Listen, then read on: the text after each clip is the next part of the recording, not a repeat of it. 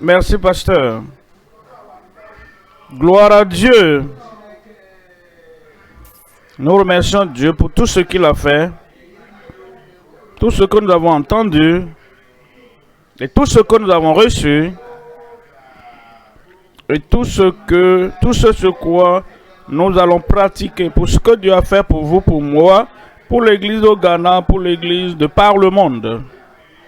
Et je prie que tout ce que Dieu a donné et que nous avons reçu et que nous possédons fasse du bien dans chaque vie, dans chaque ministère, dans chaque affaire, dans chaque profession, dans chaque pays et dans toutes les nations du monde. Au nom de Jésus. Comme nous venons à la dernière session pour écouter la parole simple et puissante de Jésus-Christ, demandez, cherchez, frappez. Demandez, cherchez, frappez. Et la porte de la percée sera ouverte à chacun en ce jour, ce matin, ici, partout, au nom de Jésus. Prions, Père. Tu es notre Père. Nous te remercions pour tes enfants, fils et filles, ministres et serviteurs de Dieu. Seigneur, nous prions qu'en ce jour, tout ce dont nous avons besoin, même si nous ne savons pas que nous en avons besoin, tout ce dont nous avons besoin imparti à chaque vie, en ce jour même, au nom de Jésus. Sois glorifié dans chaque vie, sois élevé avec chaque ministre et règne de façon suprême, sans rival, dans ton église, au nom de Jésus. Confirme tes bénédictions sur ton église, sur les ministres, les ouvriers, les professionnels, tes enfants. Merci Seigneur pour l'exaucement. Au nom de Jésus, nous prions. Un autre Amen. L'Amen va d'Accra, du Ghana, vers le reste du monde. Que Dieu bénisse, vous pouvez vous asseoir. Nous sommes en Actes des Apôtres, chapitre 4. Je vous lis à part du verset 24. Actes des Apôtres, chapitre 4, verset 24. Lorsqu'ils l'eurent entendu, ils élevèrent à Dieu la voix tous ensemble et disent, Seigneur, toi qui as fait le ciel, la terre, la mer et tout ce qui s'y trouve. Il y a beaucoup ici, mais allez au verset 31. Verset 31 et dit, quand ils eurent prié, le lieu où ils étaient assemblés trembla. Et ils furent tous remplis du Saint-Esprit. Et ils annonçaient la parole de Dieu avec assurance. Verset 33. Verset 33 dit, les apôtres rendaient avec beaucoup de force témoignage de la résurrection du Seigneur Jésus. Et une grande grâce reposait sur eux tous. La première ligne, une grande puissance. La dernière ligne, une grande grâce. Et ils rendaient témoignage, ils évangélisaient, ils prêchaient l'évangile, ils proclamaient le nom de Christ. Et ils l'ont fait avec une grande puissance et une grande grâce. Et ils ont continué à évangéliser et à moissonner jusqu'à ce qu'il occupe tout le territoire. Vous avez rempli Jérusalem de votre enseignement, la doctrine de Jésus notre Sauveur. Et ceux qui, les hommes qui ont bouleversé le monde, parce qu'ils ont bouleversé leur religion, leurs traditions et leur idolâtrie, ils l'ont bouleversé. Et ils ont exalté, élevé Jésus. Les hommes et les femmes qui ont bouleversé le monde sont venus également ici. et nous irons partout dans le monde et nous allons secouer tout ce qui est secouable, même les choses qui ne sont pas secouables et qui sont restées là, mais qui ne profitent pas à l'Église, qui ne profitent pas au pays, qui ne profitent pas à la nation. Nous allons bouleverser tout cela, ce qui est secouable et non secouable au nom de Jésus. Nous considérons 3 points. Le message aujourd'hui est intitulé la grâce illimitée et la puissance infaillible pour une moisson inarrêtable, imparable, pour l'évangélisation. C'est-à-dire aller dans le monde, conduire les hommes et les femmes à la parole dans l'église du Dieu vivant. Cette moisson est inarrêtable. Et avec quelle grâce, avec quelle puissance le faisons-nous? La grâce illimitée et la puissance infaillible pour une moisson inarrêtable. Il y a 3 points à considérer. Premièrement, demander. Deuxièmement, chercher. Troisièmement, frapper. Premier point donc, demander pour recevoir sa grande grâce toute suffisante. Deuxièmement, chercher à recevoir sa grande puissance toute fortifiante. Troisièmement, frapper pour regagner ses grandes promesses toutes garanties. Grâce toute suffisante, puissance toute fortifiante et ses promesses toutes garanties. Nous demandons, nous cherchons et nous frappons. Est-ce que vous remarquez? Le commencement des actes des apôtres c'est A. Et le mot chercher en anglais c'est S. Et frapper c'est K. Et quand vous alignez A, S, K, dites-moi ça donne quoi? Ask. Ask en anglais qui veut dire demander. Si vous pouvez demander, si vous pouvez prier, si vous pouvez plaider au trône de grâce et demander simplement, demander, chercher, frapper, toutes les portes sont ouvertes devant vous. Voilà donc le premier point maintenant. Demander pour recevoir sa grande grâce toute suffisante. En Matthieu au chapitre 7, nous lisons par du verset 7. Demandez et l'on vous donnera. Cherchez et vous trouverez. Frappez et l'on vous ouvrira. Verset 8. Car quiconque demande reçoit. Celui qui cherche trouve, et l'on ouvre à celui qui frappe. Il parle de la demande individuelle, de la recherche individuelle. Il parle de frapper de façon individuelle. Celui qui frappe, la porte sera ouverte. Et c'est toi qui vas frapper. C'est toi qui vas chercher. C'est toi qui va demander et la porte est grandement ouverte pour toi. Tout ce dont tu as besoin pour ton ministère, tout ce dont tu as besoin pour la vie, tout ce dont tu as besoin pour ta profession, la porte est déjà ouverte pour toi. Verset 9, il dit, verset 9, lequel de vous donnera une pierre à son fils s'il lui demande du pain? La réponse est évidente de verset 10, ou s'il demande un poisson, lui donnera-t-il un serpent? La réponse est évidente, non, il ne le fera pas. Il donnera le poisson que le fils, la fille demande. Dans le verset 11, il décide donc méchant, comme vous l'êtes, méchant par nature. Si vous qui êtes méchant, savez donner de bonnes choses à vos enfants, à combien plus forte raison, simplement, à combien plus forte raison, en exaucant nos prières rapidement et simplement et pleinement, à combien plus forte raison, votre Père qui est dans les cieux donnera-t-il de bonnes choses à ceux qui les lui demandent. Il nous dit, demandez pour recevoir sa grande grâce toute suffisante. 3 points à considérer, 3 éléments dans le premier point. Demander et demeurer dans la grâce de la filiation. Il y a la grâce et il y a la grâce de la filiation. Et nous demandons, nous recevons et nous demeurons dans cette grâce de filiation. Deuxièmement, accéder et accepter la grâce du service. Il y a la grâce pour être un fils.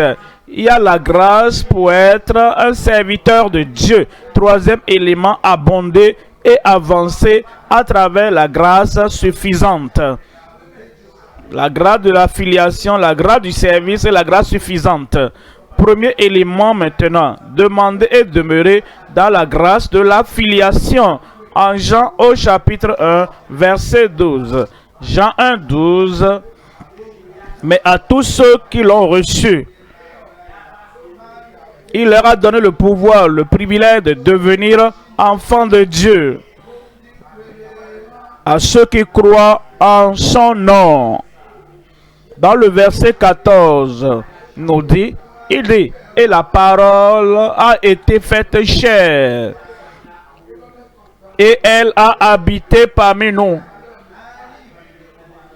plein de grâce et de vérité. Et nous avons contemplé sa gloire, une gloire comme la gloire du Fils unique venu du Père, plein de grâce et de vérité. Elle est tellement pleine de grâce que même si plusieurs sont venus, il y a toujours de place pour la personne suivante. Et dans la grâce, c'est la grâce de Dieu qui nous transforme et nous devenons des fils de Dieu, les filles de Dieu. En 2 Corinthiens, au chapitre 6, verset 17, comment venons-nous? Et pour devenir fils et filles de Dieu, par sa grâce. Il a fait tout ce qu'il doit faire. Et Christ a payé le prix. Tout le prix d'ailleurs. Est-ce que nous avons beaucoup à faire? Laissez le Père nous dire ce qu'il nous faut faire pour devenir fils et filles de Dieu. En 2 Corinthiens 6, verset 17. C'est pourquoi sortez du milieu d'eux et séparez-vous, dit le Seigneur. Ne touchez pas à ce qui est impur. Et ça, c'est Dieu qui parle. Et c'est le Père Céleste. Et c'est le donateur de toute grâce qui parle. Celui qui va nous transformer de pécheurs en ses fils, en ses filles. Et je vous accueillerai. Maintenant, dans le verset 18, il dit, je serai pour vous un père. Et vous sortez du péché, sortez des ténèbres, sortez du mal, sortez de votre ancien mode de vie, sortez de l'occultisme, sortez du contrôle de Satan. Et comme vous sortez, maintenant, vous cherchez la grâce de Dieu pour demeurer dans la famille, dans son royaume, et pour demeurer sous son contrôle. Et il dit, alors je serai pour vous un père, et vous serez pour moi des fils et des filles, dit le Seigneur Tout-Puissant. Et quelqu'un crie Amen. En Tite au chapitre 2, verset 11. Car la grâce de Dieu, source de salut, la grâce de Dieu, source de salut, pas qui source de liberté pour condamner le péché, mais la grâce de Dieu ne donne pas la licence pour continuer à pécher. La grâce de Dieu ne donne pas la permission pour continuer à pécher. Oh, je t'aime tellement. Ta tête est en bas et tes pieds sont en l'air. Oh, je t'aime tellement. Oh, même si tu es en train de frustrer la grâce de Dieu ou pas. Il dit non. Il dit la grâce de Dieu. Et cette grâce de Dieu qui donne le salut pour tous les hommes a été manifesté, verset 12. Elle nous enseigne à renoncer à l'impiété et au convoitisme mondain. Lorsque la grâce de Dieu vient, la grâce de Dieu qui fait de nous des fils de Dieu, des filles de Dieu, cette grâce-là nous enseigne. Lorsque les tentations viennent maintenant, lorsque la convoitise frappe à la porte, lorsque le mal frappe à la perce, nous renonçons. Je ne connais plus l'impiété, nous renonçons à tout cela. Nous ne acceptons plus les convoitises mondaines et à vivre dans le siècle présent selon la sagesse, la justice et la piété. Quelqu'un dit, oh, vraiment ce type de péché, d'iniquité, de mal là, d'accord, je sais. Je serai libre quand je serai au ciel. Si tu n'es pas libre avant d'aller au ciel, tu ne seras pas là-bas. Parce que cette grâce de Dieu maintenant, elle nous amène à vivre dans la justice, dans la sobriété, dans la justice, dans le siècle présent. Verset 13. Verset 13. En attendant la bienheureuse espérance et la manifestation de la gloire du grand Dieu et de notre Sauveur Jésus-Christ. Verset 14. Et on dit, qui s'est donné lui-même pour nous, afin de nous racheter de toute iniquité. Qu'est-ce que la grâce de Dieu fait? Elle vient dans nos vies et elle nous rachète, elle nous affranchit de toute iniquité. Si nous ne sommes pas encore affranchis de toute iniquité, des péchés de damnation de l'humanité, nous devons retourner à la croix une fois encore et dire, Seigneur, j'ai besoin de ta grâce.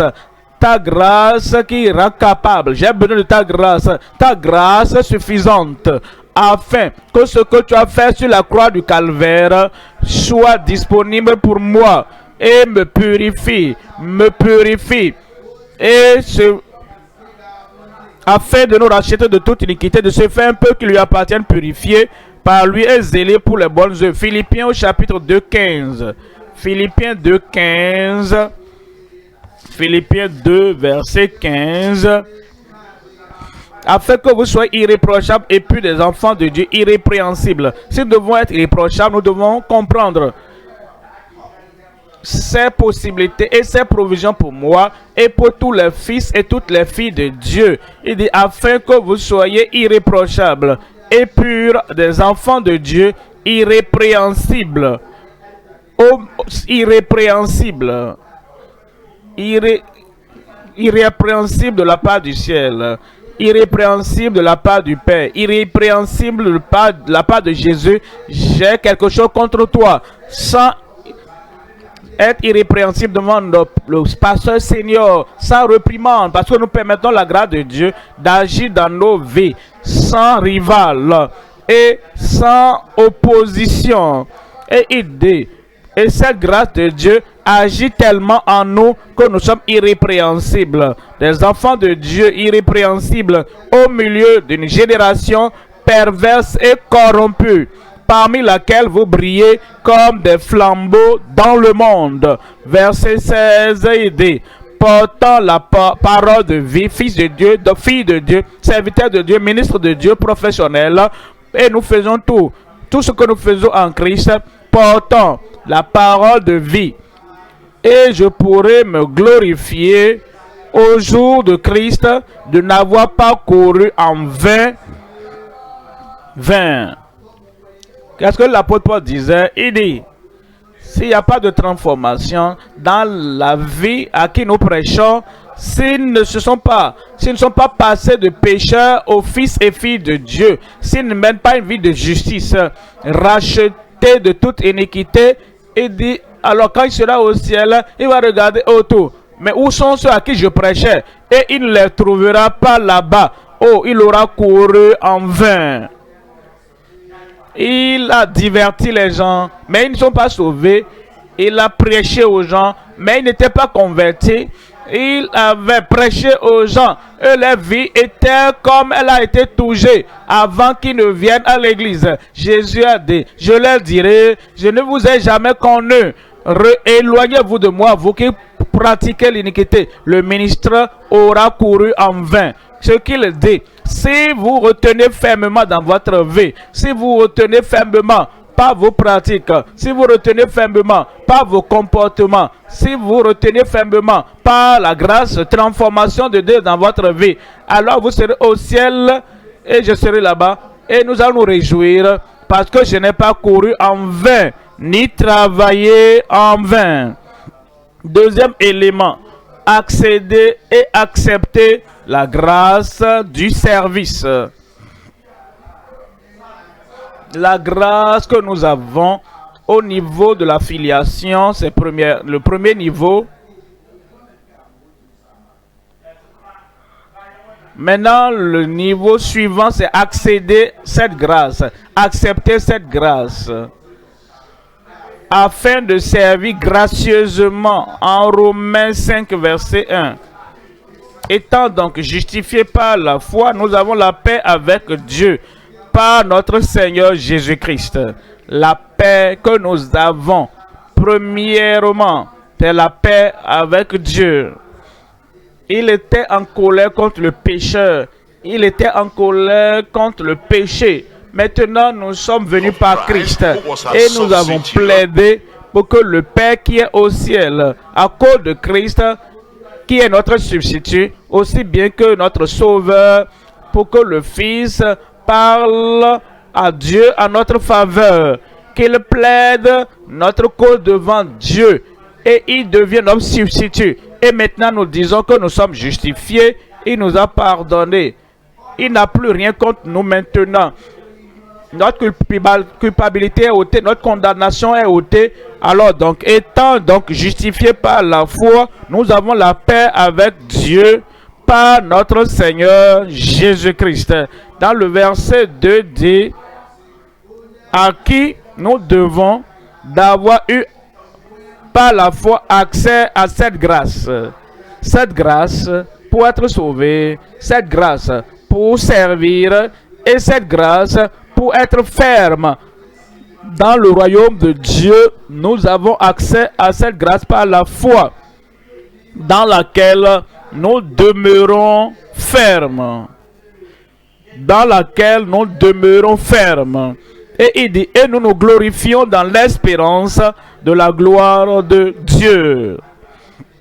Dans le verset 17, il nous dit, si par l'offense d'un seul Adam, la mort a régné par lui seul, à plus forte raison, ceux qui reçoivent l'abondance de la grâce, ce que nous recevons, ce n'est pas que nous voulons étancher notre soif et on nous donne une goutte d'eau et ça ne fait pas grand chose. Mais ce que nous recevons, ce n'est pas une goutte, ce n'est pas une trace de goutte. Nous recevons l'abondance de la grâce. Et il dit, et du don de la justice. La grâce apporte la justice dans nos vies. La grâce ne nous amène pas à demeurer injuste, à demeurer impie, à demeurer infidèle. Non, nous étions impies, nous étions injustes, nous étions infidèles. Maintenant, la grâce de Dieu est venue maintenant. Et cette grâce de Dieu vient avec le don de justice. Régneront-ils dans la vie par Jésus-Christ, lui seul. Verset 21 dit, aider, afin que comme le péché a régné par la mort, par le passé, ainsi la grâce régna par la justice pour la vie éternelle, par Jésus-Christ, notre Seigneur. Quand il devient notre Seigneur, il devient le contrôle de notre vie. Quand il devient notre Seigneur, il devient le maître de notre vie. Et il devient le directeur et le leader de notre vie. Et il nous dirige et nous conduit. Christ ne conduit jamais personne au péché, à l'iniquité, au mal. Il vient dans nos vies et il devient notre Seigneur. Et parce qu'il est notre Seigneur maintenant, il a le contrôle, le contrôle et il nous conduit à la justice. Et en 1 Timothée chapitre 1, verset 15, ici l'apôtre Paul parle de la grâce qu'il a reçue et la raison pour laquelle il a reçu la grâce. Il dit, c'est une parole certaine et entièrement digne d'être reçue, que Jésus-Christ est venu dans le monde pour sauver les pécheurs, pour purifier les pécheurs, pour laver les pécheurs, pour transformer les pécheurs, dont je suis le premier. Il était un grand pécheur, le plus grand des pécheurs, le plus dangereux des pécheurs. Et Christ est venu dans le monde pour sauver, purifier, laver pour transformer les pécheurs. Moi qui suis le premier des pécheurs. Il m'a lavé, l'a transformé, il a changé pour que les choses ne soient plus les mêmes. Verset 16. Mais j'ai obtenu miséricorde afin que Jésus-Christ fît voir en moi le premier toute sa longanimité pour que je servisse d'exemple. Pour que je serve d'exemple à ceux qui croiraient en lui pour la vie éternelle. Paul dit, j'ai reçu la grâce pour être un modèle pour ceux qui viendraient recevoir la grâce. Et quand je reçois la grâce de Dieu, ma vie change. Ma vie est transformée. Et Dieu a fait de moi un modèle pour ceux qui viendraient afin que leur vie également soit transformée et changée. 1 Corinthiens chapitre 3, verset 10. 1 Corinthiens 3, verset 10. Il dit, selon la grâce de Dieu qui m'a été donnée, j'ai posé le fondement comme un sage architecte par la grâce. Il était serviteur de Dieu par la grâce. Il était prédicateur de la vérité, un soldat de Dieu par la grâce. Il dit sur la grâce qui m'a été donnée. Comme un sage architecte, j'ai posé le fondement et un autre bâti dessus. Mais que chacun prenne garde à la manière dont il bâtit dessus. J'ai posé le fondement. Maintenant, quelqu'un doit venir, doit avoir la même grâce, la grâce salvatrice. Il doit avoir la grâce de Dieu pour bâtir. Pas l'intellect, pas le cerveau, pas la pensée, pas l'éducation, pas la théologie. C'est la grâce. Quelle que soit la théologie que nous avons, si nous n'avons pas la grâce, nous ne pourrons pas bâtir. Peu importe la compréhension que nous avons. Peu importe les finances que nous avons, si nous n'avons pas la grâce de Dieu, la grâce que l'apôtre Paul a possédée, nous ne pourrons pas bâtir comme il a bâti.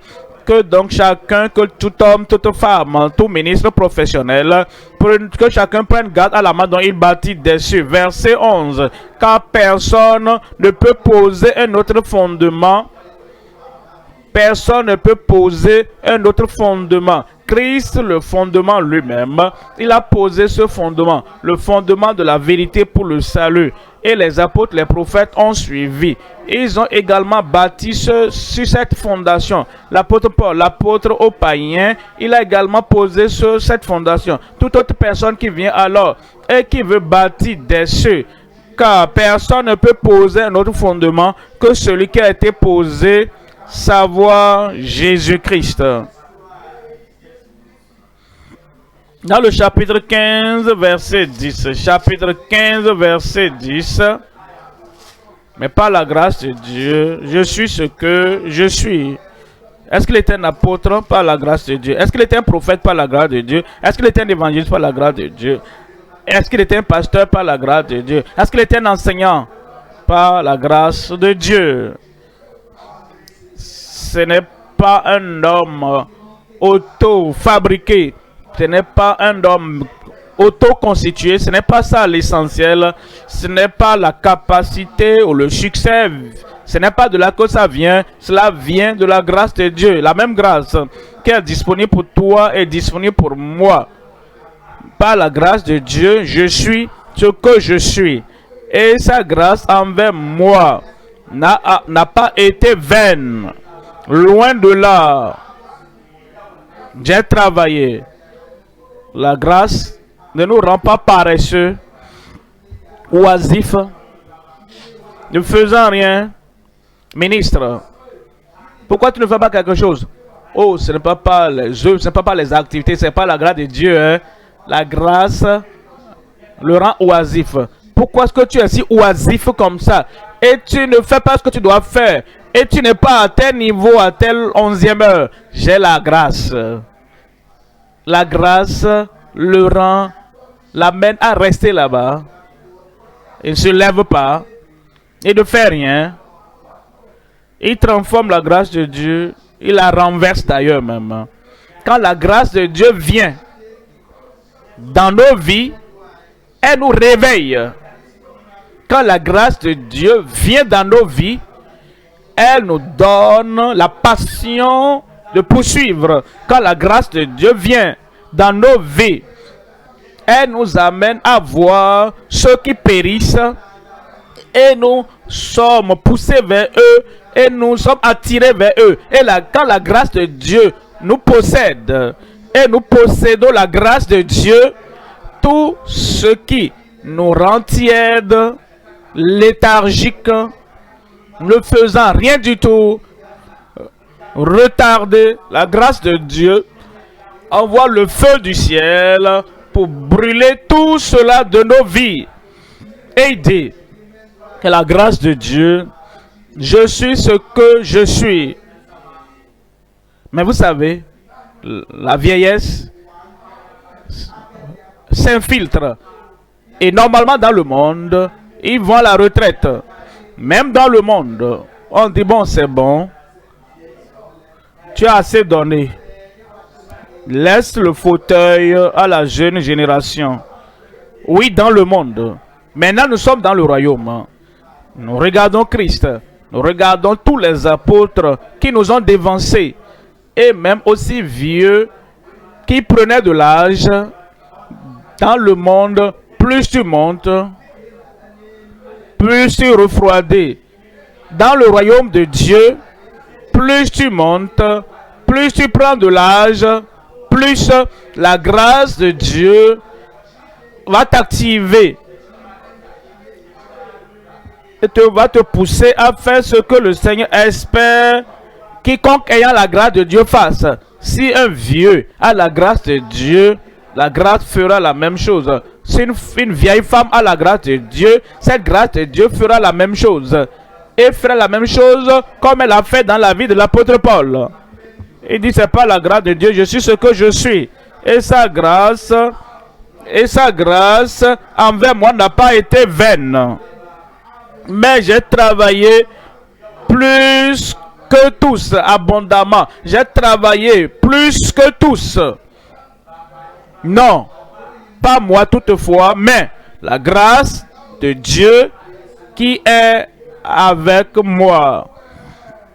Troisième élément, abonder et avancer à travers la grâce suffisante de Dieu. Est-ce qu'il y a un devoir que Dieu donne? Il donne la grâce suffisante. Est-ce qu'il y a une commission que Dieu te donne? Il y a la grâce suffisante qui accompagne. Est-ce qu'il y a un fardeau qu'il veut que tu portes? Il donne la grâce suffisante. Est-ce qu'il y a une course qu'il veut que tu cours? Il donne la grâce suffisante. Est-ce qu'il y a un devoir? Il y a la grâce suffisante. Abonder et avancer à travers la grâce suffisante. Tu l'as. Et tu vas posséder toutes les fatigues d'hier, des années passées. Le Seigneur va tout effacer ce matin au nom de Jésus. Même moi, le prédicateur, aujourd'hui, je dois demander plus de grâce. Plus de territoire accompli, plus de personnes à toucher, plus de vies à transformer.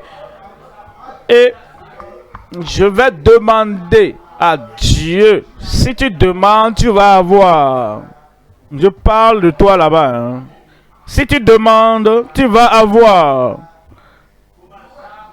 Et nous irons au territoire où nous ne sommes jamais allés. Nous allons atteindre les lieux que nous n'avons jamais été. Nous allons toucher des vies que nous n'avons jamais touchées.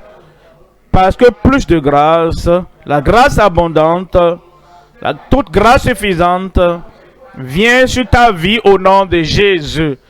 En 2 Corinthiens 4, 2 Timothée.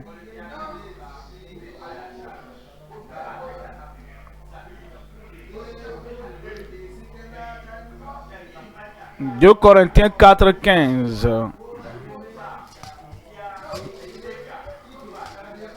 C'est pour cela Car tout cela arrive à cause de vous, afin que la grâce en se multipliant fasse abonder à la gloire de Dieu les actions de grâce d'un plus grand nombre. Verset 16. C'est pourquoi nous ne perdons pas courage. Lors même lorsque notre homme extérieur se détruit, notre homme intérieur se renouvelle de jour en jour. Tu n'as pas dit amen à cela? Même si notre homme intérieur, il ne dit pas, notre homme extérieur sera faible. Il a dit, même si cela arrivait, cependant, la grâce de Dieu va toujours nous faire avancer. Il y avait ce prédicateur, dynamique, véridique, pénétrant, mais son corps s'affaiblissait jusqu'au point où il n'arrivait plus à tenir debout pendant longtemps. Mais il a dit, j'ai toujours le message. J'ai toujours la puissance de pénétration de Dieu pour pénétrer le cœur des gens. Et la première fois, il l'a vu sur les médias sociaux, prêchant. Il était assis confortablement. De l'introduction à tous les points, il a tout prêché. Il pouvait le faire debout, il pouvait le faire assis, mais le corps extérieur s'affaiblissait davantage. Il s'est assis et il a dit tout ce qu'il devait dire. J'étais surpris. Certains qui prêchent publiquement se lèvent. Certains présidents rois, quand ils parlent à la nation, à toute la nation, parfois, ils ne se mettent pas debout, ils ne bougent pas, ils s'asseyent, dignifiés, et ils font leur discours à toute la nation. Nous pouvons aussi le faire si nous devons nous asseoir. Tu peux peut-être expliquer à ton assemblée, j'ai un message de la part du Seigneur pour vous, mais je dois vous transmettre ce message. Et ce n'est pas la force physique pour me tenir debout ou pour me réveiller comme tel. Je vais m'asseoir là-bas. Et tu demandes l'église, ça peut aller? Ils vont dire oui, c'est bon. Est-ce que ça peut aller? Et vous prêchez le message que Dieu vous a donné. Vous n'allez pas permettre à la condition de votre corps et à la condition de votre force d'empêcher le message du ciel de parvenir au peuple de Dieu.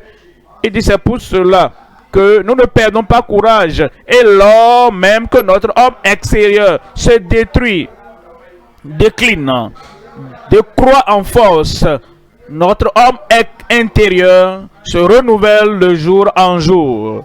Verset 17. Verset 17. Car nos légères afflictions, quand vous pensez que vos afflictions sont lourdes, elles deviennent plus lourdes. Mais quand vous allez à Lystre, Icône, et on vous lapide là-bas, et on vous laisse pour mort, vous sentez toutes les douleurs. Si vous appelez ça légère affliction, ce serait légère.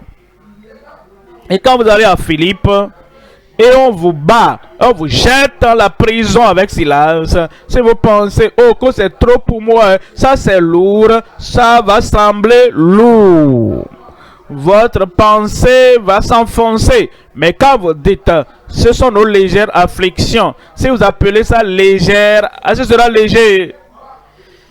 Si vous passez par le naufrage du navire, par un certain nombre de temps, maintenant, vous êtes dans la tempête, et vous-même, vous n'avez pas mangé depuis 14 jours. Mais vous devez atteindre là où vous allez pour prêcher la parole éternelle de Dieu aux âmes mourantes. Si vous dites vraiment ça, c'est trop.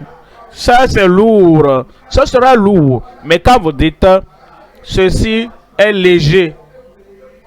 Ceci est comme une plume. Ça ne touchera pas ton âme. Ça ne touchera pas ton esprit. Ça ne touchera pas ton homme intérieur. Quand tu l'appelles léger, tes afflictions sont légères. Je dis c'est léger. Mais si je pleure comme un bébé, à cause des afflictions, les gens ont le droit de demander. Ce sont ces légères-là qui te brisent comme ça, qui annulent ta consécration, qui t'amènent à dire, ce n'est pas possible, je ne peux plus continuer. Même un bébé a supporté une légère affliction. Mais la grâce pour supporter est venue à toi, pour moi et à tous. Tout est légère affliction. C'est tout ce que l'apôtre Paul a enduré était légère affliction. Ce que nous endurons est plus légère affliction. J'attendais votre amen. Car nos légères afflictions du moment présent produisent pour un moment, au-delà de toute mesure, un poids éternel de gloire. Verset 18, il dit, parce que nous regardons non point aux choses visibles, mais à celles qui sont invisibles. Car les choses visibles sont passagères. C'est pour un moment. Mais les choses invisibles sont éternelles. En 1 Timothée chapitre 1, verset 12. 1 Timothée chapitre 1, nous lisons à partir du verset 12. Et je rends grâce à Jésus-Christ, notre Seigneur, de ce qu'il m'a jugé fidèle en m'établissant dans le ministère.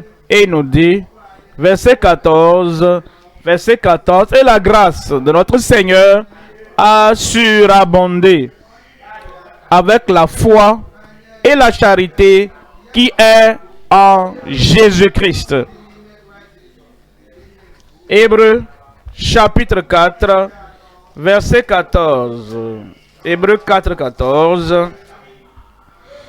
Ainsi, puisque nous avons, ce n'est pas que nous avions aujourd'hui au présent, comme nous avançons dans l'appel de notre ministère, il dit, ainsi, puisque nous avons un grand souverain sacrificateur qui a traversé les cieux, Jésus, le Fils de Dieu, demeurons fermes dans la foi que nous professons, verset 15, car nous n'avons pas un souverain sacrificateur qui ne puisse compatir à nos faiblesses. Au contraire, il a été tenté comme nous en toutes choses, sans commettre de péché. Verset 16, il nous dit, approchons-nous donc avec assurance du trône de la grâce, afin d'obtenir miséricorde et de trouver grâce pour être secouru dans nos besoins. Et tu auras cette grâce pour secours dans tes besoins. 2 Pierre au chapitre 3, verset 17. En 2 Pierre 3, verset 17. Vous donc, bien-aimés, qui êtes avertis, mettez-vous sur vos gardes. Vous donc, bien-aimés, qui êtes avertis, mettez-vous sur vos gardes, de peur qu'entraînés par l'égarement des impies, vous ne veniez à déchoir de votre fermeté. Déchoir de votre fermeté. Verset 18. Mais croissez dans la grâce. Ne restez pas là-bas. Oh, j'ai la grâce dans le salut. Avance, non. Il y a la sanctification. Il y a la sainteté. Il y a la pureté de cœur. La pureté de vie. Par cette même grâce, avance. Il y a la grâce qui te permet de servir le Seigneur sans réserve. Avance. Il y a la grâce qui te permet de supporter le type de persécution que tu n'as jamais eu dans ta vie. Avance. crois dans la grâce. Ne reste pas au fond, dans la vallée, pour dire grâce, grâce, grâce, qui est plus grand que tout, grande que nos péchés. Comme les gens chantent cela, ils disent, oh Seigneur, je vais ailleurs, mais j'ai la grâce plus grande que mes péchés. Ils tombent, ils pleurent, ils crient. Grâce plus grande que mes péchés. Tous les jours de leur vie, péchant, commettant le mal, ils ne retournent pas à la Bible, ils retournent au chant. Grâce plus grande que nos péchés. Quand est-ce que tu vas sortir de là? Quand est-ce que tu vas vaincre le péché?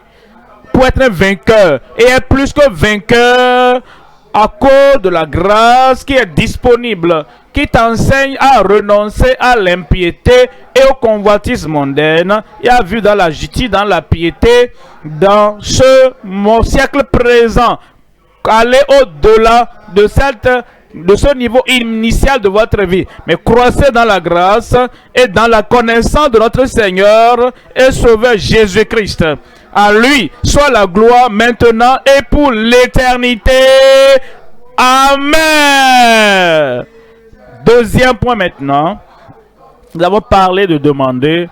Demander, chercher, frapper. Chercher. Nous cherchons maintenant. Chercher à recevoir sa grande puissance, toute fortifiante. Chercher à recevoir sa grande puissance, toute fortifiante. Luc 11, 9. Luc 11, verset 9. Vous allez voir ce que la Bible nous dit. Luc 11, 9.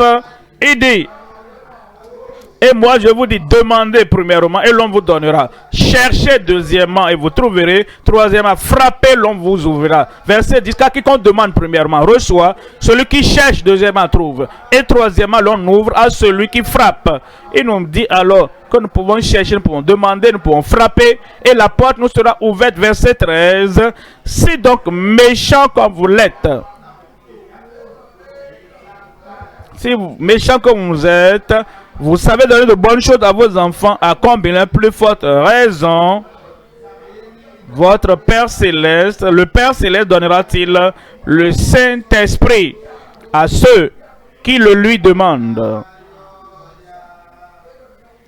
La Trinité impliquée, le Père Céleste donnera.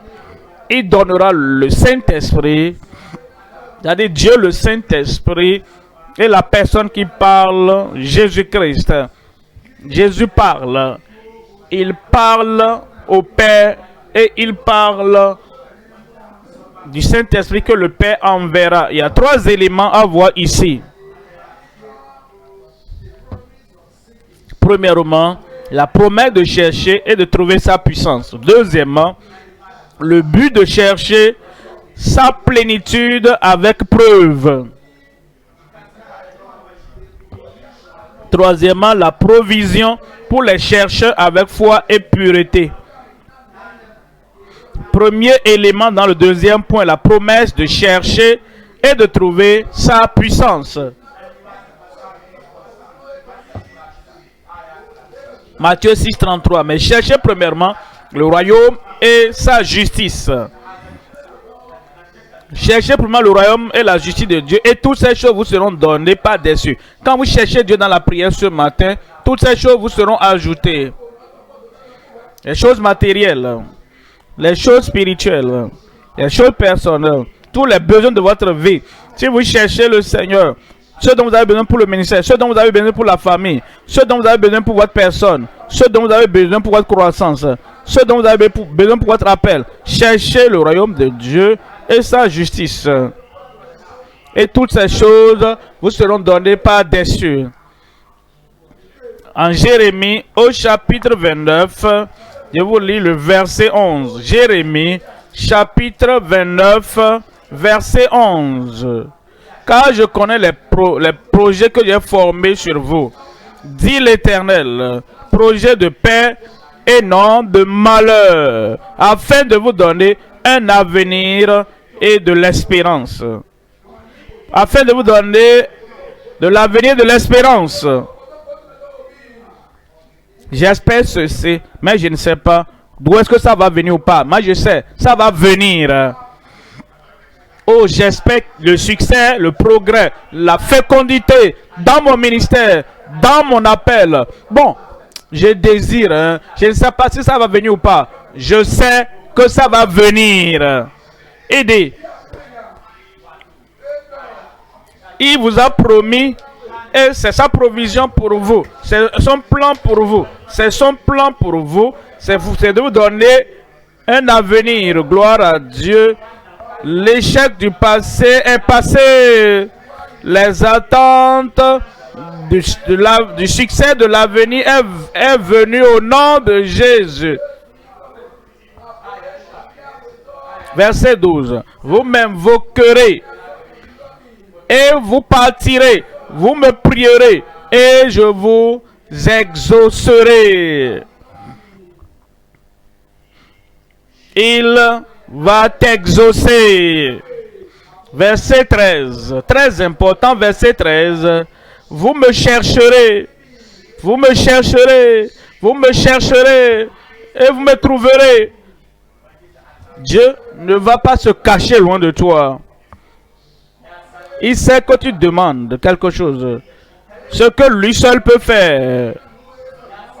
Et il sait que toutes les sources du monde, tous les pourvoyeurs du monde, et tous ceux-là qui ont promis dans le monde, ils ne peuvent pas accomplir tout ce qu'ils promettent. Mais Dieu sait que tout est possible à lui. Et parce qu'avec lui, tout est possible. Voilà pourquoi il dit, vous me chercherez et vous me trouverez si vous me cherchez de tout votre cœur. Et ce matin, quand vous cherchez la face du Seigneur de tout votre cœur, vous mettez de côté toute autre chose et vous cherchez le Seigneur. Ce pourquoi vous cherchez le Seigneur, l'accomplissement de la promesse de Dieu, et vous voulez cette puissance de Dieu débordante. Dieu va vous exaucer et remplir votre cœur, votre âme à débordement. Deuxième élément maintenant, le but de chercher sa plénitude avec preuve. Le but de chercher sa plénitude avec preuve. Quelqu'un dit, je cherche le Seigneur. J'ai dit, qu'est-ce que tu as? Pourquoi est-ce que tu cherches le Seigneur? Il dit, j'ai cherché la puissance pour accomplir mon ministère. J'ai dit, je t'entends. Prouve-le. Prouve-le. Tu as la puissance, prouve-le. Tu as la puissance, lève-toi. Tu as la puissance, va, avance. Tu as la puissance, va exercer cette puissance. La puissance pour vaincre le diable. La puissance pour délivrer les disciples de Satan. La puissance pour transformer, changer. Et pour amener les gens à être convaincus. Et à courir vers le Seigneur. Tu cherches la puissance. Tu dis que tu as reçu la puissance. Lève-toi et va vaincre. Mais si tu es encore assis comme tu étais toujours assis, et tu traînes les pas léthargiques, et tu ne veux rien dire, tu ne veux rien faire, comme tu l'avais toujours fait. La seule chose, c'est que tu es devenu à l'église, et tu te secoues là. En quoi ça bénéficie l'église? La puissance que tu as, c'est quand tu ne peux pas crier au dehors. Tu ne peux pas crier au dehors. Tu ne peux rien faire au dehors. Et quand les autres prient, ils disent Amen. D'une façon hystérique. Tout le monde peut le faire. Ça, tu n'as pas besoin de la puissance du ciel pour être hystérique. Mais la puissance d'aller et de dire par la grâce de Dieu, il m'a donné la puissance pour délivrer et pour dire à Israël ses péchés et pour les sortir de ses péchés, pour que tu puisses permettre, tu pries, pour que la puissance du ciel brise les jougs du péché dans chaque vie. Alors la puissance que nous cherchons, la puissance que nous recevons, nous devons la prouver.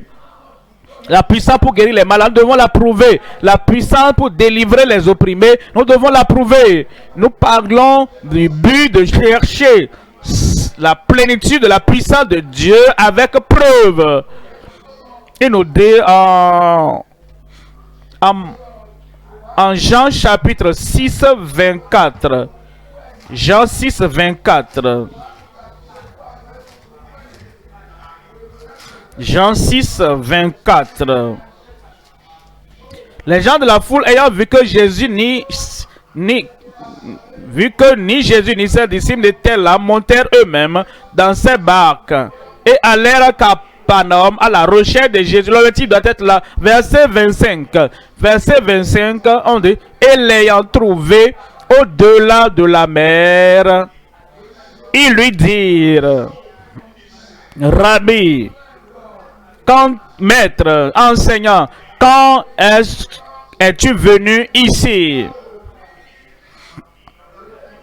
Verset 26, Jésus leur répondit, en vérité, je vous le dis, vous me cherchez, non parce que vous avez vu des miracles, pas parce que vous voulez aller parler des miracles, pas parce que vous voulez aller convaincre les pécheurs qui sont derrière à cause du témoignage des miracles, pas parce que vous avez vu les miracles que seul le Messie pourrait faire. Et vous croyez maintenant que je suis le Messie. Et vous croyez même à cause des paroles, pas parce que vous voulez croire, mais parce que vous avez mangé et que vous avez été rassasié.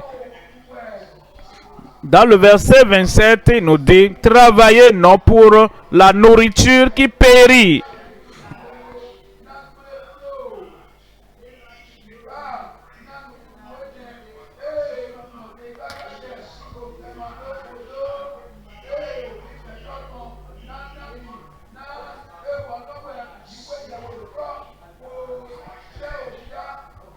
Travaillez non pour la nourriture qui périt. Et il donne la confirmation de son ministère. Vous devez avoir un but. Vous devez avoir le but de chercher ce que Dieu lui-même a donné. Psaume 27, verset 8. Psaume 27, verset 8. Mon cœur dit de ta part, cherchez ma face, je te cherche, je cherche ta face, ô Éternel. Cherchez ma face. Le Dieu du ciel voulait continuer à diriger les enfants d'Israël. Cherchez ma face. Cherchez ma puissance. Cherchez mon plan. Cherchez mon but. Sur ta nation. Donne-nous un roi. Cherchez le Seigneur. Qui nous devance dans la bataille comme les autres nations. Cherchez ma face. Il était avec Moïse. Il a vaincu la toute puissance de résistance en Égypte. Je suis votre Seigneur, votre roi. Il a traversé le désert avec eux. Et il buvait l'eau du rocher et personne ne pouvait le faire. Immédiatement que Pierre, il leur a donné la manne du ciel. Cherchez ma face. Votre suffisance est en moi. Il est allé avec eux dans le pays dans la terre de Canaan, la terre promise. Et il a vaincu toutes les puissances qui s'élevèrent contre eux. Cherchez ma face. Je suis plus que suffisant. Il dit non. Donne-nous un roi. Samuel était attristé à cause de l'aveuglement du peuple. Il a prié le Seigneur. Dieu a dit, Samuel, ils ne t'ont pas rejeté. C'est moi, ils ont rejeté. Quand nous cherchons une alternative, lorsque nous cherchons une puissance alternative, lorsque nous cherchons des solutions alternatives, lorsque nous cherchons des puissances terrestres, la force terrestre et nous abandonnons le Seigneur. Nous n'avons pas abandonné les prédicateurs Samuel. Nous n'avons pas abandonné un homme. Nous avons rejeté Dieu. Et Dieu leur a donné ce qu'il veut. Vous cherchez un roi. Il les a donné un roi avec un petit, un air minuscule, un air mutilé, qui n'a pas de puissance. Un roi vide. Maintenant, Goliath est venu. Et comme Goliath est venu, et il a parlé devant les gens, un roi diminué, un roi avec qui vous voulez remplacer Dieu, qu'il vienne, qu'il envoie quelqu'un. Mon nom est Goliath. Et Saül, le roi, avec un air déformé, il ne pouvait rien faire. Jusqu'à ce qu'un garçon qui avait Dieu, et qui connaît Dieu, qui avait cherché la puissance de Dieu et qui n'avait pas cherché des puissances alternatives, jusqu'à ce qu'il vienne, je vais le faire tomber. Le roi a dit, si moi je ne peux pas, tu ne peux pas aussi. C'est ce qu'ils pensent. Si avec leur puissance alternative ne peut pas le faire, alors nous ne pouvons pas le faire. Et David a dit, je peux. Qu'est-ce que toi tu dis? J'ai dit, qu'est-ce que toi tu dis? Quand les hommes, les femmes, les ministres, les professionnels, un évêque, quand ils ont cherché une puissance alternative, maintenant ils ne peuvent pas affronter les puissances qui sont là. Et toi tu sors. Tu n'as pas encore été ordonné. Tu sors. Tu n'as pas encore reçu un titre. Tu dis je peux. Et ceux qui ont cherché des puissances alternatives, dis-toi tu ne peux pas. Est-ce que tu vas t'asseoir? Tu vas battre en retraite, trembler, être dévié. Les grands du pays ont dit, je ne peux pas. Ah, moi aussi peut-être je ne peux pas. Tu le feras. Je dois. Qui va délivrer la nation? Le roi qu'ils pensaient, qu'ils ont cherché. Les frères aînés de David n'ont pas pu.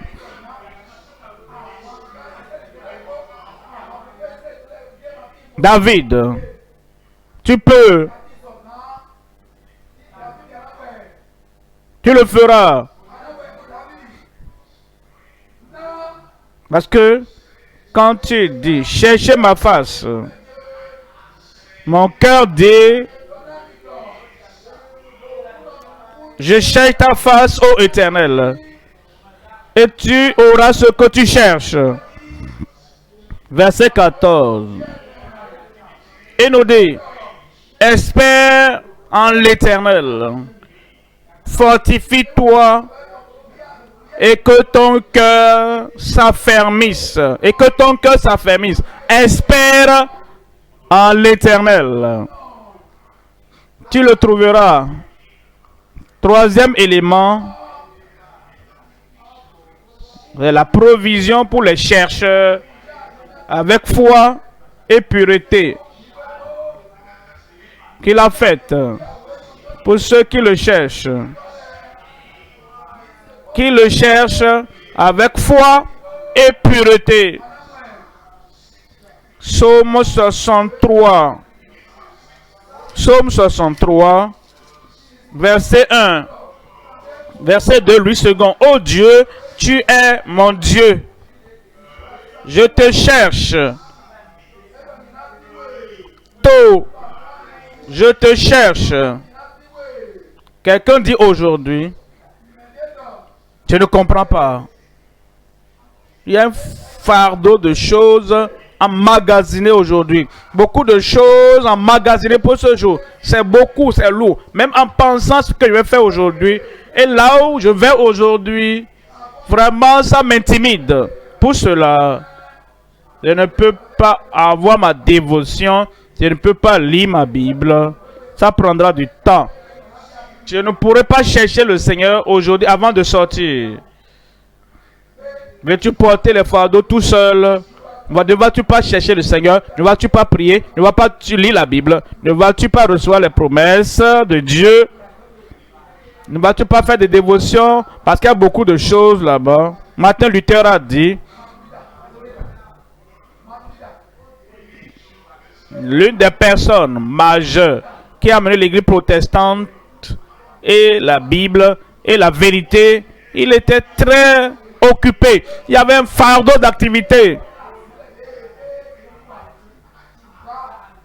Il dit, quand je suis le plus occupé et que le devoir au dehors là-bas est grand, je dois augmenter mon heure de prière le matin à 3 heures de temps.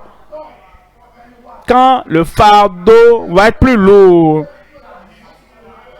quand le défi sera inhumain, je dois 3 heures avant de sortir. Quand nous cherchons le Seigneur, nous aurons la puissance, nous aurons la préparation. Et ce que nous pourrions faire en toute une année, la force du Seigneur peut venir. Nous pouvons le faire en un jour. Oh Dieu, tu es mon Dieu très tôt, je te cherche. Mon âme a soif de toi, mon corps soupire après toi, dans une terre aride, desséchée, sans eau. Verset 2. Verset 3. Ainsi je te contemple dans le sanctuaire pour voir ta puissance et ta gloire. Verset 4. Car ta bonté vaut mieux que la vie, mes lèvres célèbrent tes louanges. Osée 10. Verset 12. Osée 10, verset 12, semer selon la justice. Si tu veux moissonner, semer dans la justice. Si ça va être prospéré par le Seigneur, semer selon la justice. Si tu sèmes dans l'iniquité, tu es tout seul là-bas, Dieu ne va pas soutenir cela. Si tu sèmes dans le péché, tu es seul. Dieu ne va pas soutenir cela. Si tu veux être infructueux, si tu veux être rejeté, si tu veux être chassé du Seigneur, tu peux semer n'importe comment. Tu peux semer avec rétrogradation, mais si tu veux du fruit, si tu veux le succès, du succès dans ton appel, dans ton ministère, semer selon la justice. Moissonne selon la miséricorde. Défrichez-vous un champ nouveau. Ne résistez pas.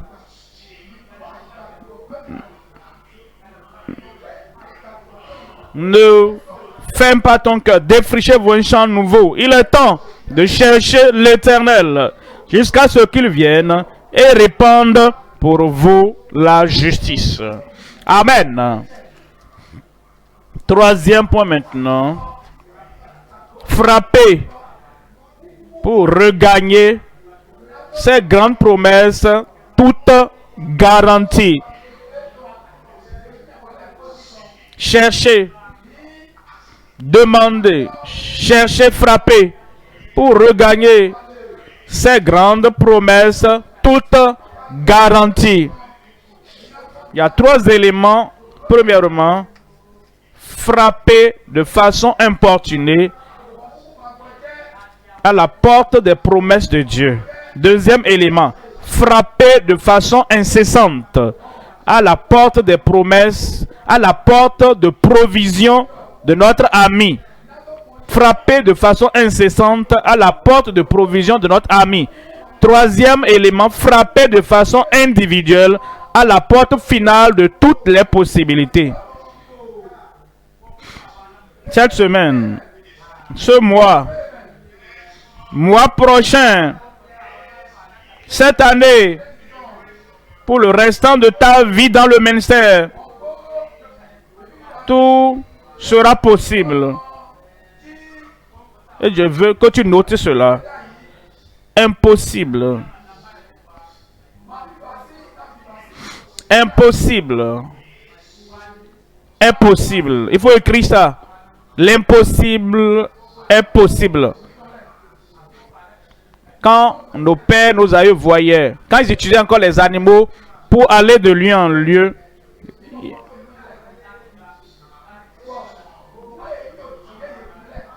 tout ce qu'ils pouvaient faire, c'est mettre ça sur un animal qui bouge. Mais quelqu'un commence à raisonner. On se fatigue, non? On peut avoir quelque chose. Quand vous donnez l'essence qu'il faut, ça va bien bouger. Et l'impossible est devenu possible. Quelqu'un a pensé. Comme quelqu'un a des véhicules, les camions, les trains, qui vont aller plus vite que les animaux. Et quand ils sont arrivés au bord de la mer, ils ont dit, nous nous arrêtons ici. Le marché qui est de l'autre côté, on ne peut pas aller là-bas. Quelqu'un a pensé, il doit y avoir quelque chose qu'on puisse faire. On peut bâtir un pont. Les gens qui ont vécu avant ça, c'était impossible pour eux. Regardez comment l'océan est profond, la mer est profonde. Voyez comment la mer est large. Qui peut nager et construire le pont? Le ciment va partir avec l'eau. Comment peut le faire? Quelqu'un a dit, l'impossible est possible. Ensuite, des moments sont venus. Certaines personnes ont pensé, sur le pont là-bas, quand il pleut, les eaux même vont monter et couvrir tout le pont. Quelqu'un a pensé, est-ce qu'on ne peut pas aller sous cette eau-là et tracer une route couverte, sécurisée, sous les eaux? Un ingénieur a dit là, l'impossible. L'ingénieur a dit, l'impossible est possible. Et ils l'ont fait. Et deux frères, ils étaient assis dans leur maison. Et ils ont regardé autour d'eux. Ils avaient des difficultés pour briser cette montagne, pour passer par cette rivière. Est-ce qu'on ne peut pas avoir quelque chose qui va porter les hommes et les faire traverser l'air? Ne sois pas ridicule, hein? Ne sois pas fou. Hein? Comment est-ce que quelqu'un peut le faire? Mais ils ont dit, l'impossible est possible. Et maintenant, ils ont commencé à construire ces choses. Et c'est devenu un avion aujourd'hui. Et l'avion qui devait voler 1 heure, 2 heures. Et il a pris du temps pour que quelqu'un quitte de New York à Londres sans arrêt, seulement en survolant la mer. Ils nous disent tous que l'impossible est possible. Ça, c'est le cerveau, la pensée que Dieu a donnée aux gens. Et beaucoup de choses se sont passées. L'ordinateur, regardez ce que l'ordinateur peut faire aujourd'hui. L'impossible est possible. Les médias sociaux, regardez comment les nouvelles circulent. L'impossible est devenu possible. C'est seulement l'Église du Dieu vivant qui dira, comme cela a été, il en est ainsi et il en sera ainsi pour toujours. Et si vous voulez essayer une nouvelle chose qui va manifester de Dieu comme aux temps anciens, au-delà des temps anciens, ils diront, attends, hein. Ne sois pas trop excité, hein, pasteur. Et ne sois pas fanatique, hein, prédicateur. Parce que ceci est impossible. Et je suis venu vous déclarer aujourd'hui que dans ta vie, dans ton ministère, dans l'église, dans les derniers jours, l'impossible est possible. Par toi, par moi, par nous tous. Premièrement, frapper de façon importunée, à la porte des promesses de Dieu.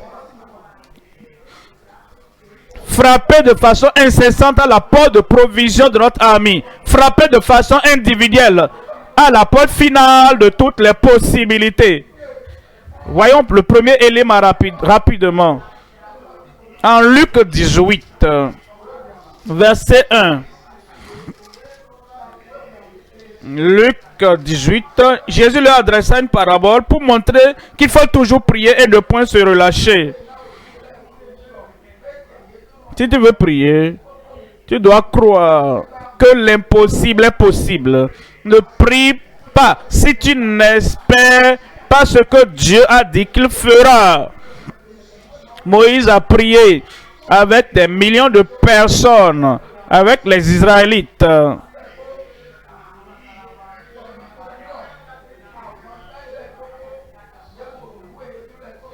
Est-ce que je peux prier dans cette situation impossible? Est-ce que nous allons prier? Oui, nous allons prier. Et la solution était dans la main de Moïse. Et Dieu a dit Moïse, pourquoi tu cries? Regarde ce qui est dans ta main. Étends ta verge. Tu as déjà ta solution. Et je dis que ta solution t'est déjà donnée.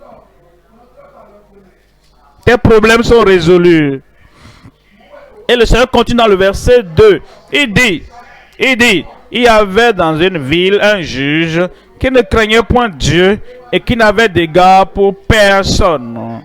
Pense à cela. Tu as un voyage, tu as des gens, tu as un lieu que tu veux atteindre. Ce qui peut t'aider et t'amener, la seule personne qui peut pourvoir les ressources pour y arriver, pour que tu aies ce que tu veux,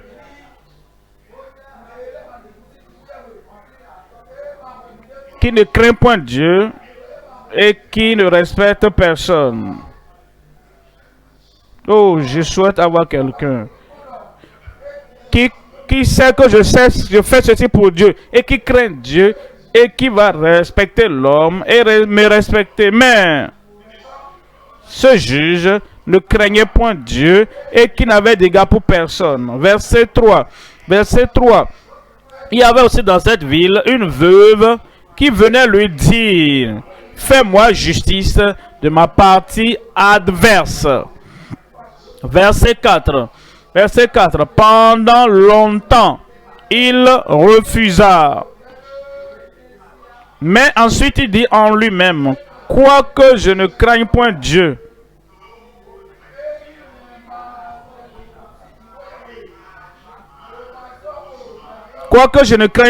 et que je n'ai d'égard pour personne. Verset 5. Néanmoins, parce que cette veuve solitaire, cette veuve pauvre, cette veuve pauvre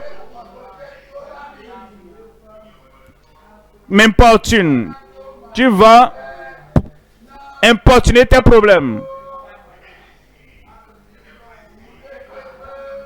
Tout ce qui va bloquer ton chemin, pour dire qu'il n'y a pas de voie ici, Jésus est ton chemin.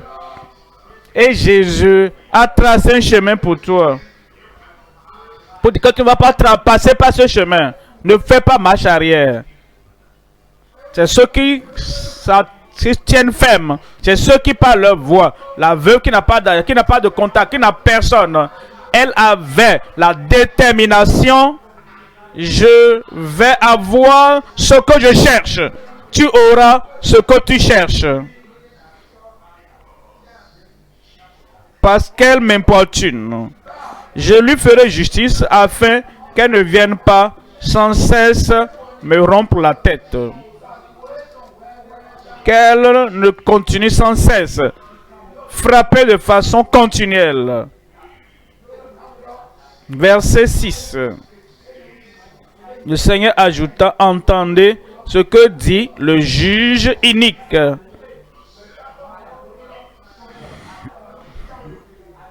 Verset 7. Et Dieu ne fera-t-il pas justice à ses élus, qui sont les élus de Dieu, J'ai dit, qui sont les élus de Dieu?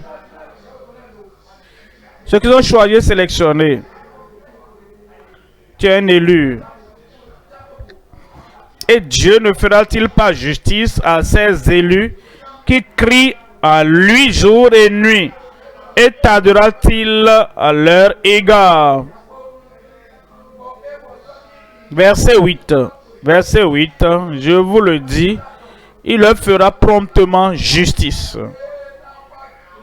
Il te dit qu'il te fera promptement justice. Il va t'exaucer promptement. Il donnera ce que tu frappes et ce que tu cherches.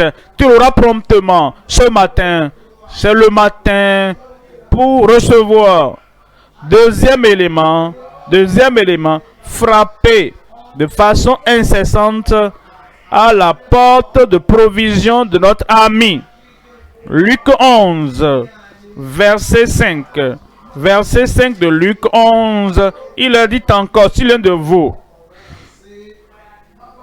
a un ami, si l'un de vous a un ami, j'ai un ami, il est venu et il est mort pour moi. Il a dit qu'il ne veut pas que je fasse, que je subisse la condamnation éternelle et mort pour moi. Mon ami, Père, il n'y a pas de plus grand amour que celui-ci pour qu'un homme meure pour son ami. Et je vous appelle ami, vous n'êtes plus mes serviteurs, parce que tout ce que j'ai reçu du Père, je vous l'ai révélé. Je déposé dans votre vie.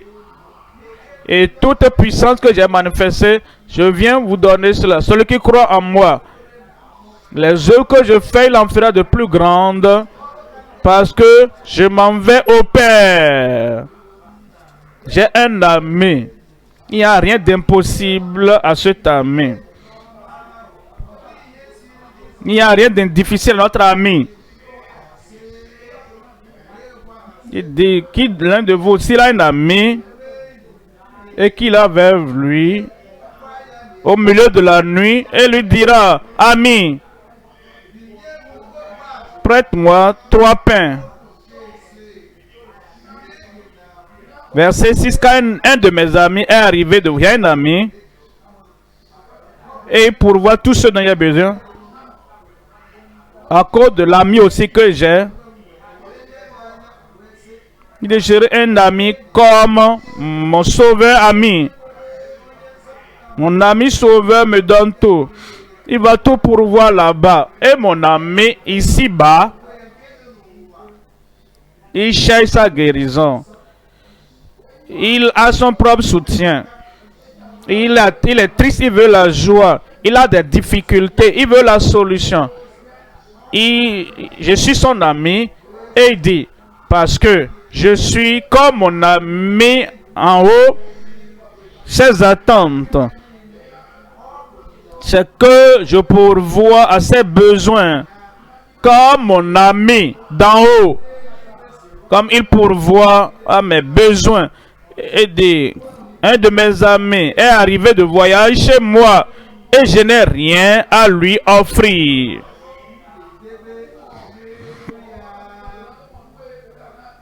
Mais j'ai le désir.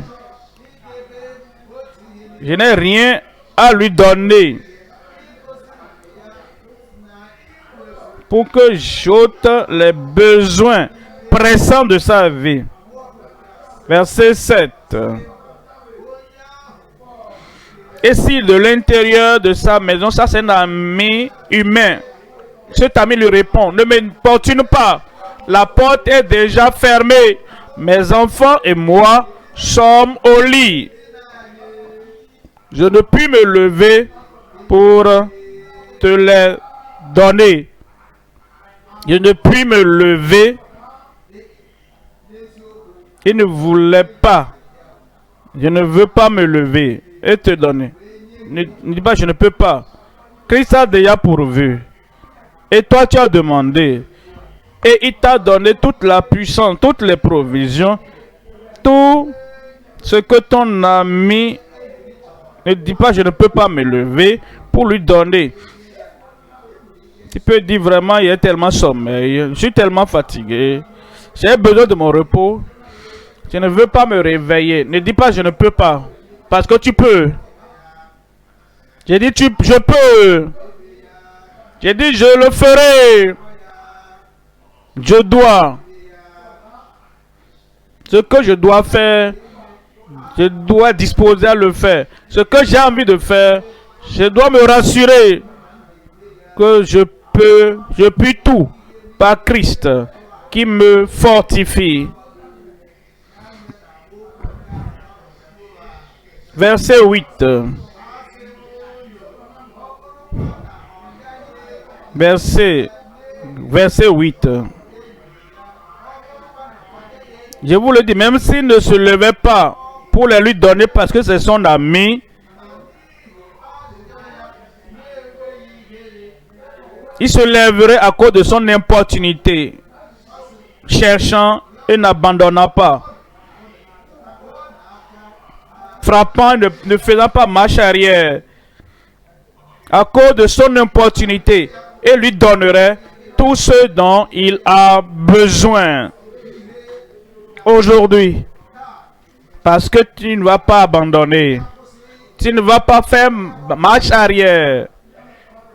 Notre grand ami au ciel, il se lèvera du trône et vous donnera tout ce dont vous avez besoin pour réussir dans le ministère et dans vos professions au nom de Jésus.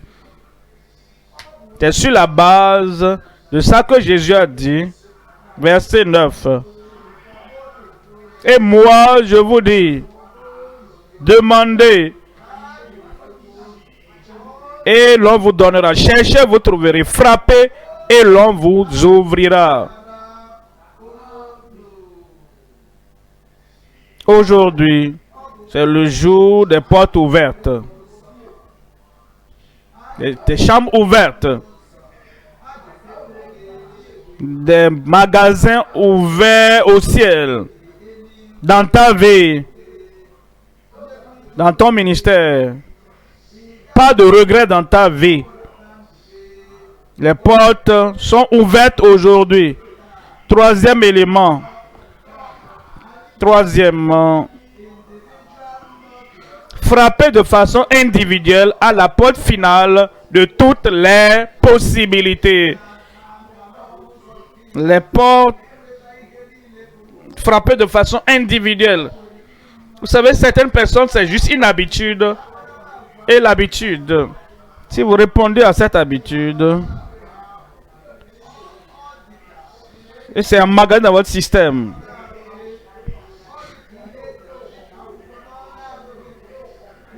Parce que tu l'as fait à tout moment, à tout moment, à tout moment.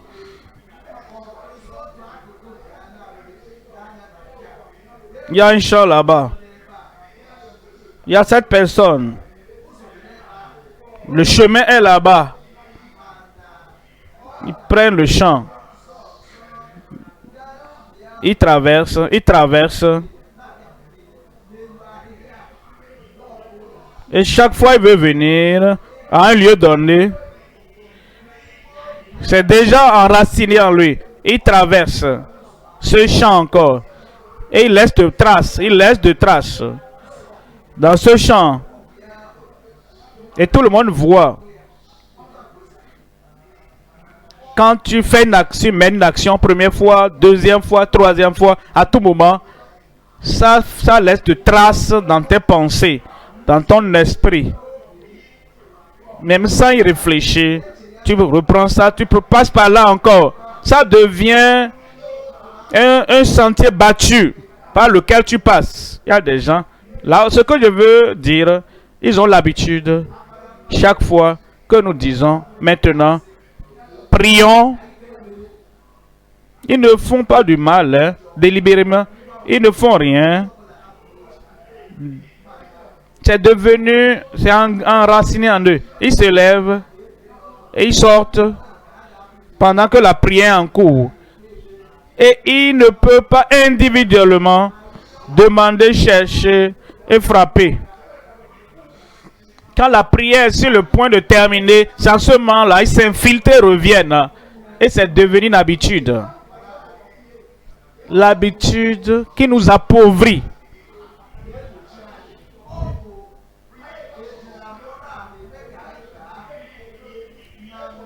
Et quand les individus doivent venir pour chercher la face du Seigneur, pour avoir la puissance de Dieu, il ne fait du mal à personne. Et il ne fait pas ça pour faire du mal à quelqu'un. C'est que cela laisse un chemin dans son âme. Et il ne peut plus prier. Et quand il faut prier, aujourd'hui, et nous devons bloquer ce chemin-là. Et nous devons battre cette attitude qui nous retient en bas, qui nous maintient en bas. Et nous cédons à une habitude qui nous détruit. Nous allons annuler cela pour toujours au nom de Jésus.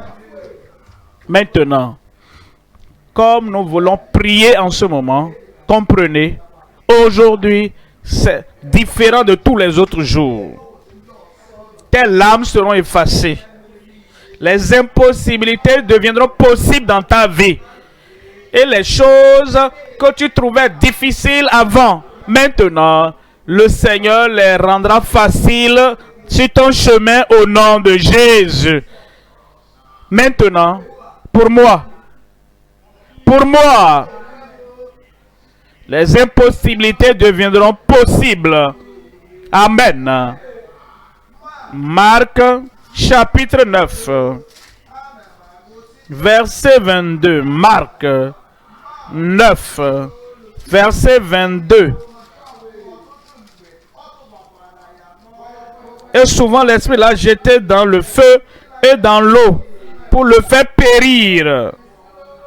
Mais si tu peux quelque chose,